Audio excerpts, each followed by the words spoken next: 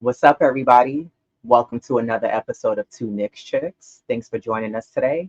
I'm your girl, Lady and the Chef, joined by my co host this evening. Relax 21, what's up? You know what? What's up is that the Knicks are on a 3 game winning streak since acquiring OG Anunoby. And, they're on a hot streak. They have beat two teams now who are better teams in the league. Beat the Minnesota Timberwolves, who's the number one team in the West. And then they just recently beat the 76ers yesterday, who were sitting at number four in the Eastern Conference. Um, One of the things that I've been harping on with the Knicks is that the Knicks have to learn how to beat the better teams in the league. And by better teams, I don't just mean in standings, I mean better teams who are just overall constructed better, who play better, and who are just considered more as contenders throughout the league. And the Knicks, are, while they're working their way there, I think that it's impressive that they were able to pull off such an impressive win yesterday against the 76ers and not just beat them, but embarrass them. And this is Yeah. the kind of play that I've been looking for from the Knicks is beat a team by 30, beat a team by 35, 40 points if you can, because while other teams have no hesitation of doing that to the Knicks, I want to see the Knicks be able to not just put their foot on guys' necks, but leave it there and finish off the game strong and not allow teams to come back after they've put up a lead. It's important that they maintain a lead. So I think that the Knicks have been definitely showing improvements considering yesterday's game with the Julius Randle who was off, which is okay. It's every night is not every guy's night. But I thought that overall that was an impressive win for the Knicks. I want to see the Knicks carry this win momentum over to tonight's game, which is the second game of a back-to-back where they'll be facing off against the Washington Wizards. But share with me your thoughts on yesterday's game against the Sixers, because I know there's a lot to cover because it was such a great game. But yeah, Well, my take is just collectively, and shout out to the bench. Um, the bench was like huge. I mean, you have your individual accolades, but just overall, like the Knicks bench showed up and showed out, and they ball. right. I even said, oh well, Philly, which they do, they got a pretty decent bench. Um, but it's ironic or amazing. You could look good on paper, but I allude to whoever runs their offense better and execute their offense and plays defense. Though that team is likely victor. So just overall, like Deuce, he was, I guess Deuce is like, who I don't know. Somebody said it was, I don't know if it was Wally or either Allen. I don't want to get them mixed up. It was like Deuce is loose, which he was, you know. And hopefully, he's found that confidence and whatever was blocking him or getting in his way, hopefully he could definitely carry it over. Overall, just the bench, our bench outscored them. What was it, 49 to 15? That's huge. Um, Yeah. and that's a rarity. It's hard because that's what you rely on your bench, just as well as your starters. So that's my main key with the Knicks and that game from yesterday. And I, like you said, hopefully, and they can carry it over, and we could make it four in a row. Yeah, I think for me, one of the keys that I noticed from yesterday's game and the past 3 games that the Knicks have won, for me, it's not necessarily that they've acquired OG Anunoby. While I do think that he brings a difference compared to RJ Barrett, I think one of the main things that I noticed that's really showed why the Knicks have won these games is that the Knicks have played together as a team. Yeah. You're not seeing that individual play so much just from Brunson and Randall. And even if Randall wasn't off and he was playing well, I think the difference is that the ball is being shared amongst guys a lot more. Guys are getting more touches. And you see other guys stepping in and doing the other things, whether it's rebounding, it's going to the lane, getting into their spots to shoot the shots that they, can shoot and make. Hartenstein has been playing. We're not even missing Mitch because Hartenstein has stepped up to the plate and he's playing just as if Mitch was on the floor. And I think that Brunson is sharing the ball and still getting his high amount of assists that he's known to be getting, and he's been raising that ceiling of his assists that he's been getting. But I think overall the team has been playing as a team, and they're figuring out how to gel together and play together. Whereas before, like I said, it was heavy individual play, where you just had Randall and Brunson, who we both know can give you anywhere from 20 plus points a night, but is that high percentage of points a night going to result in a win? And previously it was very shaky. And I think now also, aside from that, the supporting cast guys are stepping up. You know, last night was a nice night where you did see good production from both Grimes and McBride. But then you also had Josh Hart these past few games who's been dominating on the boards and averaging at least, 8 to 10 rebounds a game. And then Hartenstein, while he's not getting a ton of rebounds, he's doing the other things as far as blocking. He's averaging around 3 blocks a game. He's giving you the rebounds. He's making the nice passes in the paint.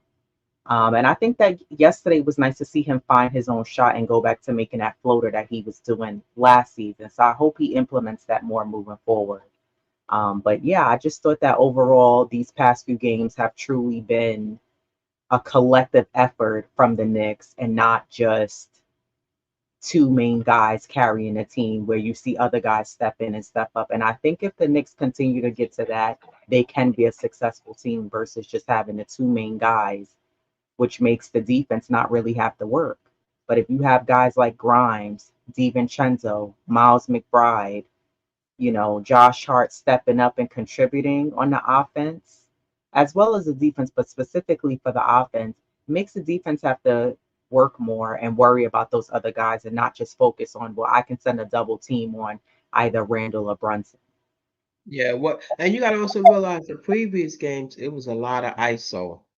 So, with the addition, to OG, that's what he was brought here for. He's a big wing, just overall a floor spacing. So that's why I think, a lot of guys are, getting the touches and that they're sharing the ball more.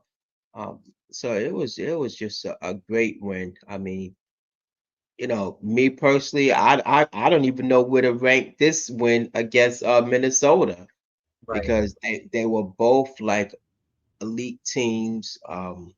Their stars that they scored and they got theirs, but it was just collectively just holding those teams and just playing solid defense the whole 48 minutes. Minnesota, there was a collapse at one point, but they were able to gather themselves.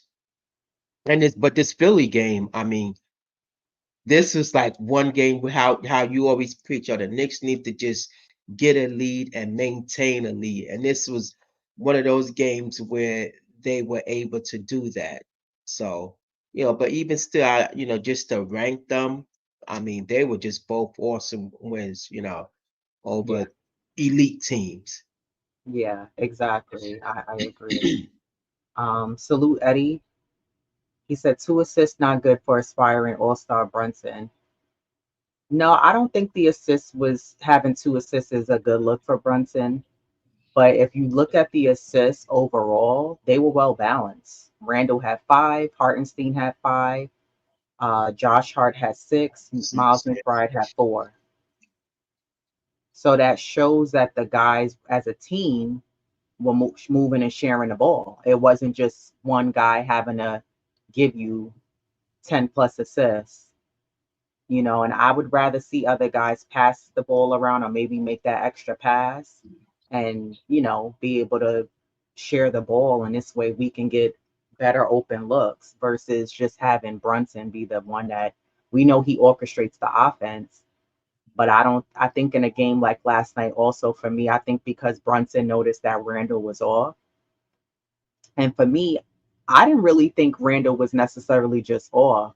I thought Randall was just like very careless in the way he was handling his ball handling skills. Oh yeah, for sure. Yeah. He kept going in the paint and he was dribbling down and going to do that slow spin move that he does very slowly. He needs to, and you were saying this earlier when we were talking about this game. Yeah. Randall has to work on that move because that move is so elementary. Like you cannot be for real. Yeah. And the fact that he kept doing it and he did it at least 3, 4 times in a game.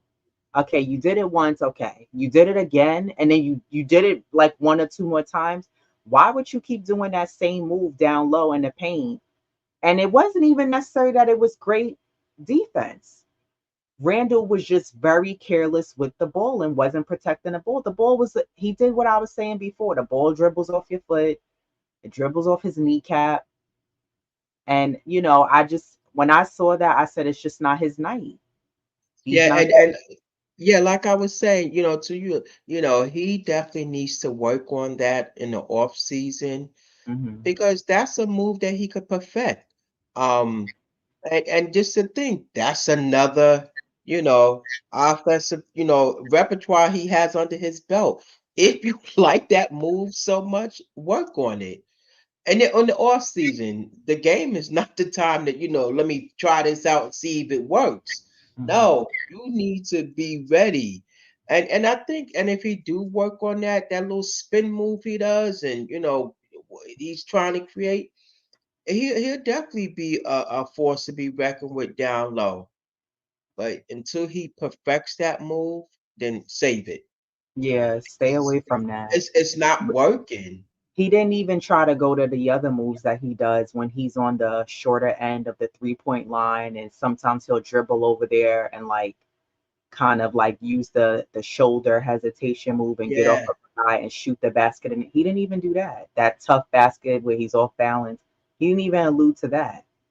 And then a few times, I thought even some of his passes were kind of like suspect because either Grimes or DiVincenzo had to kind of like place their body Yeah. where One the point. pass was, where the pass didn't necessarily go direct to them. Yeah, and it was so funny. At one point, DiVincenzo, he caught it, with his left hand, and thank God he was able to hit the three in the Right. corner, But just, I mean, I think it was a combination, him being off and just trying to force it, and Hmm. that move, and it just wasn't working. So I think it was just a combination of both. Yeah. And that guy, again, our bench. Because Randall, he was what 1 for 11. Um, that was horrible shooting because he had 8 points. So Hmm. his other points just pretty much came from the free throw, line. So you know, let's hope he could bounce back. You can't sleep on a team. You can't sleep on no teams, to be honest with you. Yeah, So I agree. I agree. And I think that he was at times trying to force it, but it's okay. Some nights it's not going to be your night. And, I exactly. was happy eventually Tibbs sat him down because sometimes guys could kill you when you did that. Like Tibbs needs to learn from his lesson when we had that game and he subbed quickly out and put RJ in. Why? As a Yeah, coach, you have to make better decisions. And if a guy is off, yes, like you mentioned earlier, I get letting guys keep getting their touch and shoot the ball. But some nights it's just not a player's night and they're off. And the yeah, only guy who I could see Tibbs keeping on the floor because we don't have a solid backup yet. Because, granted, I love the way McBride played yesterday, but can he do that on a consistent basis? And exactly. that's my thing for Grimes. Can they play like that and perform like that on a consistent basis? So the Well, only guy I see Tibbs doing that for is Brunson and leaving him out, even if he's off, because at least he can still facilitate the ball and he's going to get those high assists because he's going to look for other guys. yeah. Well, tonight will be a good test.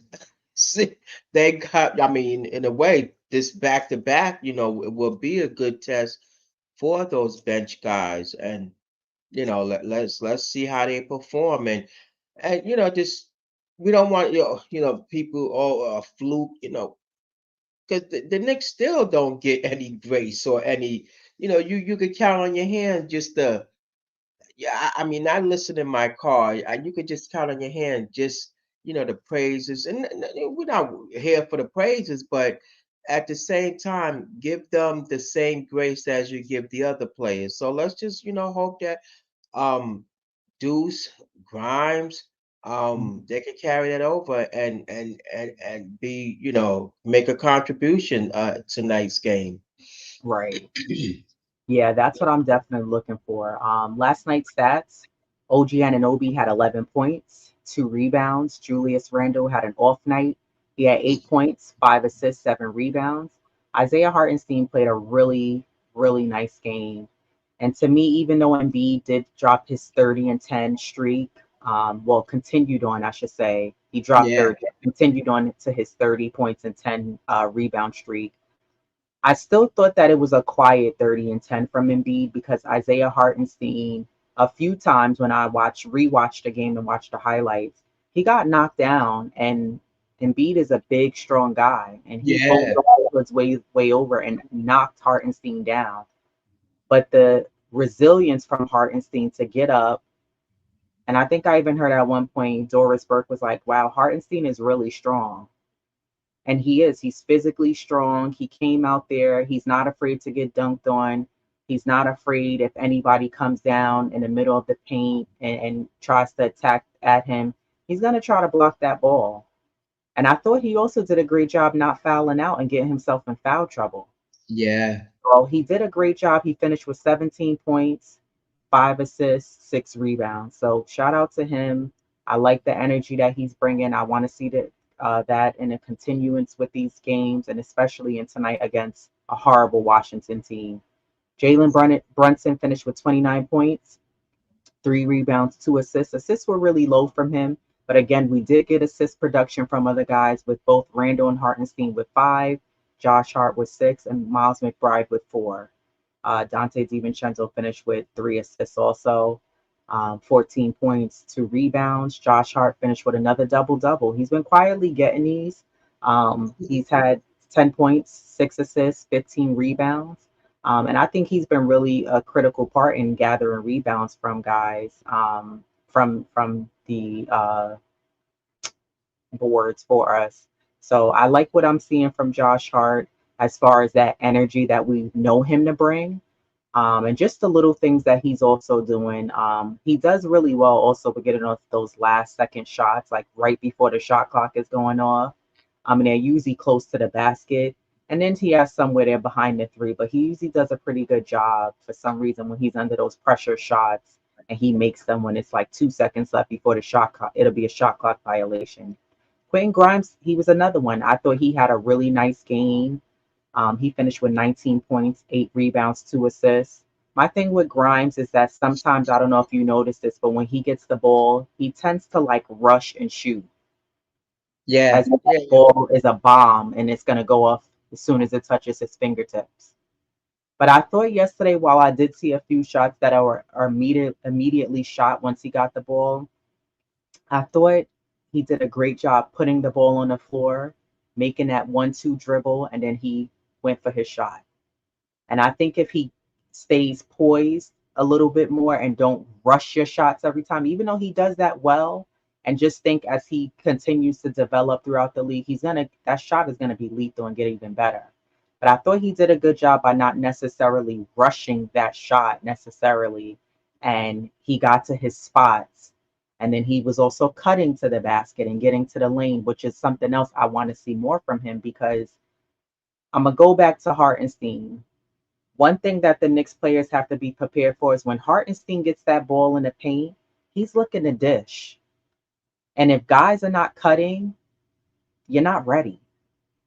Because yeah, unlike Mitch, he's not going to necessarily he's looking to pass, but he's looking to pass towards the basket, and then if he does pass away from the basket, he's going to go set the high screen. He's going to roll to the basket. And if he gets the ball, he's going to look to try to dish. I thought there was a nice play where Deuce McBride, he passed it to Deuce. Deuce did a nice fake on his way up with the layup. Embiid fell for it, and Deuce slipped it to Hartenstein. Hartenstein oh, got an easy dunk. That was a nice two-man game. And there can be a lot more of that if guys keep continuing to develop those two-man games, like I harped on maybe an episode or two ago, where I said there's that ability for him to be able to do that with multiple different guys, where you can have that combination of him and another player, where if you just cut, I think him and Josh just do that very well, where they're able to pass guys and the ball and thread the needle, and if guys move without the ball. So if Grimes and McBride, Hart, and DiVincenzo cut to the basket, those can be easy baskets. And if not, you can get fouled while trying. So I do like that. I saw that yesterday from Grimes. Well played game. Miles McBride had 15 points, 4 assists. He was a nice spark off of the bench for the Knicks. I really liked the shot selection that he was taking. I know when he first got in, I think you texted me and you was like, there go Miles McBride checking up shots. And and I said, but that's just what he does. He's gonna, because I think with him, I don't know if it's like the culture thing within the Knicks, like how Obi was saying, how you take a shot, you miss it, you're going to the bench. And Yeah. maybe that's what he's feeling, and he's trying to get in his shot so that way Tibbs could keep him in a little longer. But I think if he can find a way and find a rhythm to continue on the way he's played yesterday, I truly think that Miles McBride is going to get more time, which is what him and Grimes will get. But I think he's going to get more playing time, and I think that he can prove that he can be a nice asset off the bench if he can continue to knock down shots. And Precious Achua finished with 3 rebounds and 5 points. And then he did have a nice block. I don't remember if it wasn't on Embiid. I don't remember who it was, but he had a nice block. And I said, see, plays It- like that go unnoticed. yeah, I'm picturing it, but I can't. I don't want to say. I don't even think it was on Maxi. It was on somebody, and they went up for like an easy dunk, and he just kept his hand straight up. And I was so impressed that he didn't even move. I said, wow, this guy is Yeah, strong. He there was just quite a hands few straight because up. Oubre, I think he was blocked. Could have been him. T- Tobias has, I think he was blocked. So I'm picturing it, but I can't remember exactly which player. Um, Yeah, because it was like I said, it was just a great game. And, even OG, how he was able to switch where he was on Maxi, then Hmm. then MB. So when you have those matchup and those switches again, you're controlling it, and Right. you're not falling into the opponent's scheme again. You're running your offense, and you're playing that solid D, and that's what OG did. you know his points is gonna come, and the more comfortable he's out on that floor, the better he's gonna get. uh, so it will come just as far as what he's able to do and what he can do.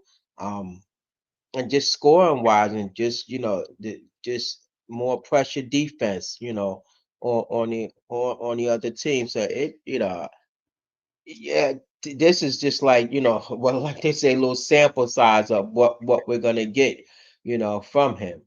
You But know, do you need more points from OG? I mean, You no, said not his points will really. come, but do you need more points from him, or do you just need him to play in his role? Well, I mean, you know, if we could get 15, 17, and if not, if he's doing the other little things, I'm okay with that. Not every game, no. But if he's doing the other intangibles, and if it results in a win, then why not? You know, a win is a win. So no, you know, not points necessarily. What does it take for the Knicks to replicate what they did tonight against Washington, and to be able to try to go after getting at least a 25 to 30 point win again? And not necessarily because that's important, but how do they replicate that? Like, what is it going to take for them to play the same way they played last night and carry it over on the second game of a back to back tonight? I mean, what they did with Philly, you know, don't let up. and you definitely don't want to sleep on a team like this. They've lost three in a row, so they're looking to get back in the win column. Um, they're a young team. Everybody's available except oh gosh, somebody's out. I think with their point guard, not or their backup. But everybody's healthy, so they have their full roster. Um, do what you did with Philly. You know, I don't know if Deuce can replicate what he did yesterday, but it'd be nice. Just don't sleep on them. Guard the perimeter. Um, the turnovers they had, it wasn't a lot. So again, just playing just smart ball and not sleeping on a team like the Wizards, because those are the teams that will sneak up on you. Now you down by 20. The tables are turned, but pretty much carry over what you did in Philly. You know. Yeah, I think there's a few keys for me for this game. Yesterday's game, the Knicks were 18 for 41 at 43% from the free throw line. Excuse me, from the 3-point line. The Knicks have to be able to shoot a high volume of threes and make them, as well as be able to guard the perimeter and not allow Washington to just shoot 3-point shots all night. I don't want to see that.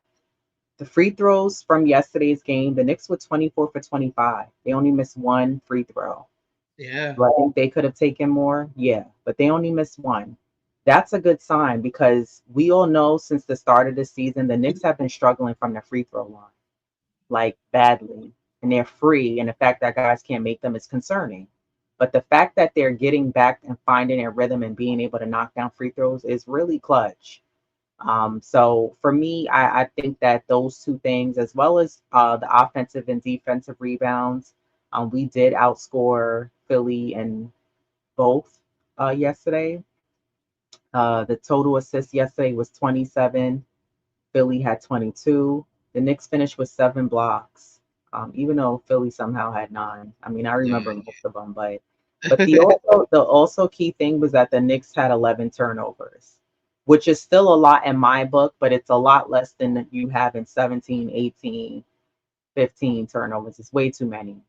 So I think it's going to be important that the Knicks protect the ball, having those silly turnovers like we saw Randall doing. You don't want to do that. Like clean up your mess and take this game as you don't want to take them lightly, but you want to be able to knock this game out the park and work on whatever you need to work on in this game at the same time while you're beating them and having fun. But I think that it's going to be so important that these guys space out the floor. I don't want to see a lot of one-on-one from Brunson or Randall. I would like to see maybe an extra pass if they can, and then guys coming in and help out on the boards and not just leaving it up to Hartenstein, Randall, and Josh Hart. So if other guys can come in. And then I want to see the supporting cast, as I always say, I want to see them step up. I want to see Deuce McBride step up like he did yesterday. Grimes continue on and carry the momentum from yesterday into tonight's game. I want to see DiVincenzo be able to contribute and knock down shots. And also when I say and Josh Hart, but when I say that for guys, like I don't want to see you be hot in the first half and then the second half you go cold, or vice versa. Like I think you need to have a solid 4 quarters of tonight's game and be able to carry the team throughout the entire game and rather play your role throughout tonight's game. So I think it's about tonight the Knicks being balanced. And while you're in this groove of wins and this carry this momentum over into tonight's game and start to make a shift. Like I said, they don't have to wait till after the All-Star game to be able to go on a run, start to say, okay, now we're gonna gel and be together. You can do this before the All-Star break, and I think, like I said before, change is good. A lot of Knicks fans, we like to get so attached to certain players Yeah. And we have to be aware that change is good, and it helps if it's for the betterment of the team. And the trade that happened is for the betterment, as OG is a great fit for this team because it's one less guy who you need to have the ball in his hands so he can create like RJ needs the ball in his hands. Same thing with Quickly.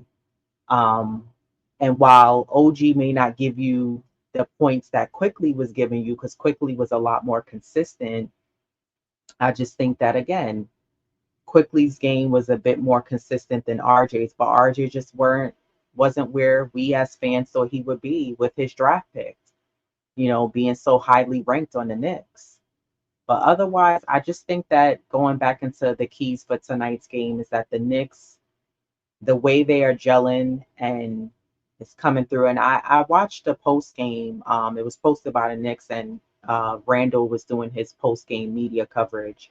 And one of the reporters asked Randall, does him and I think he said him and Hartenstein, if they practice the pack, because they asked him about Hartenstein and how does he think he's playing, and he said, I think Hartenstein he said he's going off, he's playing like a monster. He said, I love the way he's playing. And then the reporter asked him if him and Hartenstein like practice that 2-man game, and Randall was like, nah. He was like, we just kind of just do it in the games. That's where you got to shift your mind, my man. It can't be we just do it in the games. Keep implementing that in the games. And that's what I want to see from guys. And like I said, I want to see guys be more aware and ready for when Hartenstein is trying to make those passes in the lane. So I don't want to see no easy threes from Washington. If guys are in the paint, I want to see Knicks be aggressive and come out and be dogs. And when they have a performance like they had yesterday, you shock teams. I think yesterday was a game of F around and find out. And Philly found out that the Knicks are like, we're not playing around. We're coming out here. We're not just playing ball. Like, we're playing to win. And we're playing for now to Yeah. get us to that winning streak. So I want the Knicks again. Don't come out lackadaisical today. I don't want to just see one or two guys hot in the first quarter or come out third with a flat start to a third quarter. I want to see a well balanced, high energy game tonight. And I want to see that scoring from Miles McBride and Grimes and DiVincenzo. If you could sprinkle some of that shooting seasoning that you have, I think the Knicks will be fine and they'll be able to rest before we play the Trailblazers next. Yeah, yeah. They again, it's all about stacking those wins and some separation between, you and the Heat, the Cavs, the Magic, Pacers. So, because while you're winning, they are too. Right. So, it's not like they're losing. The Knicks kind of dug themselves in, and it's not, we can't say it's a lot of ball anymore, because we're with 35, games in, hitting 40, the 40 mark. Once you Right. hit the 40 mark, that's half the season. Mm-hmm. And you got a few more games before you hit that. So you got to, get some separation. How you going to do it? Just you got to continue to win because as I say, while you're winning, so are those other teams. So they just gotta just find a way to just keep digging in, playing that, team basketball, um, and sharing the ball, and it'll come. Yeah. But and the question that I have for you, as the season, wears off, guys are, the schedules gets harder, the game get more physical. How do you feel iHeart will hold up, against the bigs, down the stretch? For me, as long as he stays healthy, Isaiah Hartenstein could last throughout the season. He's not an injury prone player. He's well conditioned. His strength is there. And I think that this gives him, in the meantime, until we get into the postseason, I think this gives him a lot of practice to get ready before we get and make that switch into the playoffs, which is a different animal. But I think some people are counting him out and thinking that he's going to wear off. And I don't see him doing it. I see him staying consistent. I just think as long as he doesn't get in his own way, because that's the only way he's going to slow down is if he gets in his own way. We're not asking him to shoot threes and mid range jumpers. But if he continues to stay within his lane and play his role and stay aggressive, I think that he'll be okay, not just for the regular season, but for the postseason. And for the fans who are so attached to Mitch, because they're part of the Mitch committee, and they think that Hartenstein is going to dwindle and then Mitch is going to come in. And I trust me, I want Mitch to come back because that's a nice backup. But Of don't just course. worry about Isaiah Hartenstein. Worry about Julius Randle also fading out in the postseason. Yeah, yeah. Worry about Grimes and Hart stepping up in the postseason because Grimes also faded. We talked about quickly and Randall last season. With Randall, I always have to say it's pre-injury because people be quick to say, "Oh, he was injured." He didn't get injured right away. He didn't get injured right away. But I think those are also players that you have to worry about. And I think just collectively, we go into the postseason, guys are healthy, but who's stepping up to the plate? Who's going to step in and say, okay, it's not going to just fall on Randall and Brunson, but we're going to play together as a team? And that's what Yeah. I want to see. I want to see guys be able to step up, but I truly think that Hartenstein will be able to withstand and be able to that longevity throughout the season and the postseason. I think he'll be ready for that next level, which the playoffs brings. Yes, I saw it. I read something. No, I was listening to something. It's all iHeart doesn't have the true size, the length, the girth, and this is what the Knicks are gonna need, down, the towards the playoffs. And if they get there, this is what they're gonna need. So this is why, I pose that question because it does get, more physical as, the season, progresses. So that was just, one thing that, I had to just ask. Um and also, do you think the Knicks pass this team has passed the test, just overall, of where they what they can do, where they're going, or what they can accomplish, and what For they the need se- to accomplish. for the season or for what? Like Well, what just regard? just overall, like I said, 2 wins over an elite team is just not, for me personally, is not enough. To say that they passed the test and they're up with the upper echelons. That's what I mean. Do you feel that they, Since the you know, trade, are you asking? yeah, yeah. Oh, no, this is the test now.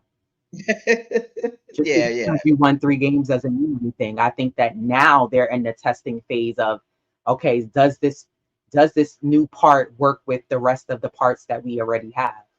So I think that Mm, now is the test to see from now until before playoff season. This is the test because going back to what you just said with why the Knicks need to start getting some wins between fourth in the Eastern Conference and the eighth, everyone pretty much has the same record, except Pacers who had 20 and 14. But the fifth seed, which is or Miami, and the Knicks, excuse me, Cleveland at eighth, everybody's at 20 and 15. Orlando slipped to the sixth seed, they're 20 and 15. The Knicks are seventh, 20 and 15. Cleveland, same thing, 20 and 15. So everybody's record is pretty much the same. So the Knicks have to start pulling out some wins to separate them from the rest of the pack. And again, the Knicks don't want to find themselves in seventh, eighth, or hell, even worse than that. yeah, So, I think that the Knicks are under the testing phase right now, and this is where they need to be able to figure out their identity. Everybody's all on board and on the same page about where they're trying to go, and not just to a first round of a playoffs and not really to a second round, but further than that. So I think everybody has to be on locked in on the same page. And I think this is where we'll see what this team is made up of pending the phase two of whatever trade they do next, whatever move the front office does next. Yeah, for sure. Salute Paris. She said, I'm worried about Randall coming out and taking the first 15 shots. We need ball movement, and they need to get Anunoby at least 3 shots a quarter to reward him for his defense. Um, yeah, I don't want to see, because this is an easier team, I don't want to see Randall getting too many touches, him or Brunson. I want to see that team play, that movement, that Yeah, extra pass, because again, that's what's been working for them these last 3 wins. It's not individual play, it's guys playing as a team. So I want to be able to see movement. I don't want to see too many shots and one-on-ones from either Brunson or Randall. And I think Anunoby, yes, I want to see Anunoby be more involved and get his passes and his shots, because we know what he can do defensively. Um, I don't know. I guess to reward him, but I would like to see him be able to get into his spots and take those shots that we know he can make. And even if they're not a shot, if he's also cut into the basket like he did in his first game with the Knicks, he's gonna get those easy dunks. So um salute Knicks are nice. salute. Nick's a nice. So yeah, I just think that, in order for the Knicks to capitalize tonight, again, I know Washington's an easier team, but On paper, but exactly. But when the Knicks have played the teams that are not good in the league, for some reason the score tends to be very close. And I don't know if because the energy level pregame is not the same as they would when they play a better team like Minnesota, or like when they play Philly, and they bring a different sense, a higher energy to those games versus when they play the teams that are not that good. I'm not saying that the energy is low, but it's like mid-level, and I just think that you got to come out with that high energy no matter if a team's above 500 or if they're trash like Detroit. So Paris said, can't forget Anunoby is a unrestricted free agent this summer. He's not trying to stay with selfish players. Yeah, I yeah. mean, I think it depends on how the Knicks do, if he decides he wants to walk away or not. Well, if they get him involved, and he feel like he's a part of the offense, and yeah, you brought him here for his defense, but also he's capable of scoring. And like I said, Mhm. yeah, scoring is not the end all, but he can score, and he know he can. Right. So, he's not gonna just be laboring and just, working defensively. But if they get him involved and keep him involved, then this is where a team where he can say, well, I like this core group of guys, and I feel I can build something with them. So Mhm. so so yes, it is. It's important that they do, get him involved and keep him involved. Because otherwise than that, he's just a rental, and this is not what we're looking for. Yeah. We're looking for Point. long term, what's that? Long term longevity for a player like him. Yeah, that's a good point though, because you do want a guy feel like he is wanted on the team, and other guys want to play with him and get him involved on the team. So that's a really good point. I know you brought up the Knicks were interested in Brogden. Any updates on that, or have you seen anything? No, it's just still a lot of chatter. This again between him and DeJounte and Mitchell. There's just a lot of chat, and that's what I didn't get. I haven't seen anything concrete. Last question, because I know the Knicks are about to start. Who do you think the Knicks have the best chance of getting Oh wow. between those guys you Um, just mentioned? I think it seems like they have the best chance of getting DeJounte. I mean, I'm for some reason, maybe because talks, was some chat about they were gonna I guess talk after the new year. Hmm. But and at the same, you just don't know where they're leaning to. Right. That's the element of suspense, with their front office. Me personally, I would prefer like a DeJounte, even a Mitchell, but I right now I'm high on Murray. So And DeRozan's out of the picture for you. oh, for sure. I mean, I feel like because like I said, age is numbers, but I just like those fresh legs, and you know he he made the All-Star once. Yeah, that's bull. I'm talking about Murray, but I don't know. I Hmm. just like overall just how he would fit. More so with the Knicks, with the organization. Right. Yeah. I mean, I think I'm leaning more, definitely more towards Murray.